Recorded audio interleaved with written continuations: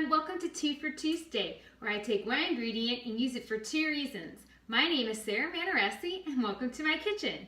Today we're working with eggs, and eggs are a fabulous thing to work with, especially around the holiday season, because it's so versatile and you can use it for so many things. So today I am making cauliflower breadsticks, and what I have done is I have pulsed in my food processor about 3 cups of cauliflower florets, and it looks kind of like rice when I'm done. I'm going to come up and see how fine that is.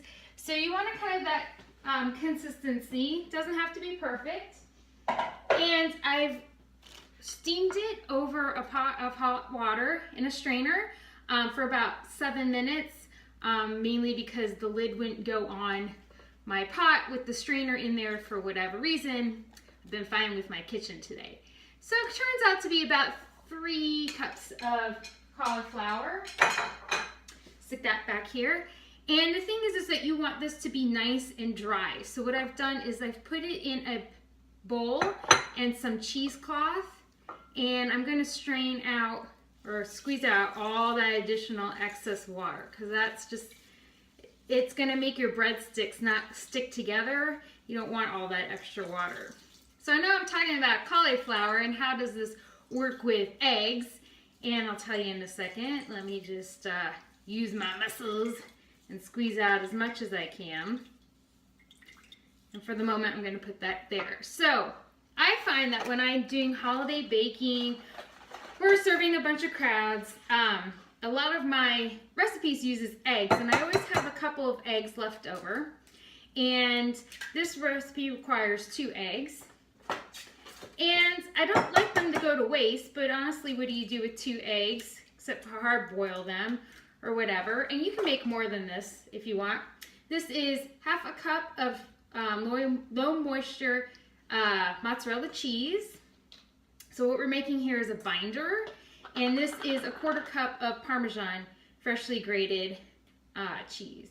And I'm gonna get my hand, well, I'm gonna first make sure I can't squeeze any more of that out. There we go. What I'm going to do is I'm going to mix this all together, like so. So it's kind of like you're making meatballs in a sense. I am going to add some salt to this after I wash my hands off. And what I like about this is that with eggs too, what's great is that I use a lot of my leftovers as well. And what I do is, well, I'll get to that in a minute. So what I'm going to do is I'm going to add some salt to the mix.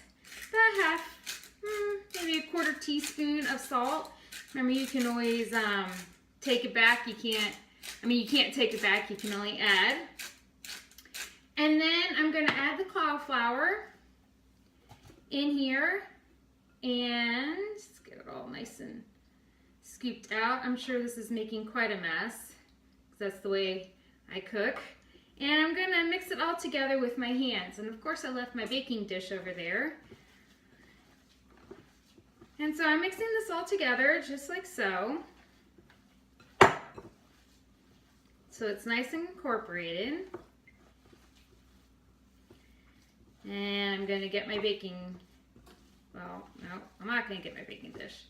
You rinse my hand off again. This is poor planning sometimes. But we're not perfect, and that's okay. So I have an 8 by 8 inch pan right here. That's the size I have. And what I'm going to do is I put some parchment at the bottom. And I'm going to spray the rest of it with Pam stick spray. And then I'm going to stick this in with my hands. And I'm going to press evenly across the pan. So let me move some of this out of the way so you can see what I'm doing. And I'm just going to evenly press it in, like so. Best as I know how. And then I'm going to put this in the oven at 400 degrees for about 20 to 25 minutes. And that's going to depend on the size of your pan, but you want to kind of make sure that it's nice and brown and cooked all the way through at the center.